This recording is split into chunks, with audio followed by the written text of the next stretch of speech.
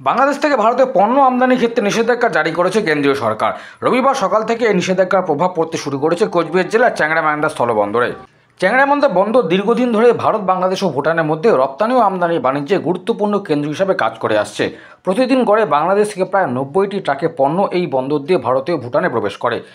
তাই এই নিষেধাজ্ঞা ব্যবসায়ীদের পাশাপাশি শ্রমিকদের মধ্যেও উদ্বেগ সৃষ্টি করেছে। তবে আমদানিতে নিষেধাজ্ঞা জারি হলো, ভারত থেকে রপ্তানি বাণিজ্য এখনই প্রভাবিত হয়নি। ব্যবসায়ীদের একাংশের মতে আগে দেশ তারপর বাণিজ্য, দেশের স্বার্থে যা ভালো তাই মান্য করা উচিত।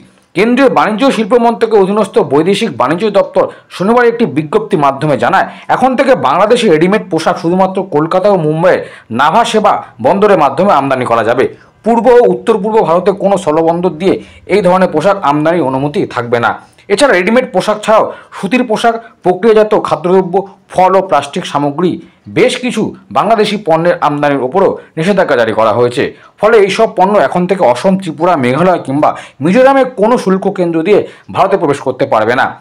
তবে ভারত হয়ে নেপাল বা ভুটানে এই পণ্যের রপ্তানিতে কোনো বাধা নেই বলে জানানো হয়েছে। চ্যাংড়া-মান্দার শুল্ক দপ্তরের এক কর্তা জানান, ঊর্ধ্বতন কর্তৃপক্ষ যেভাবে নির্দেশ দেবে আমরা সেই নির্দেশ মেনেই বাণিজ্যিক কার্যক্রম পরিচালনা করব। এই নিষেধাজ্ঞার ফলে ভারত বাংলাদেশ বাণিজ্যিক সম্পর্কে নতুন জটিলতা তৈরি হতে পারে বলে মনে করছেন বিশ্লেষকরা। ব্যুরো রিপোর্ট, বঙ্গ সংবাদ।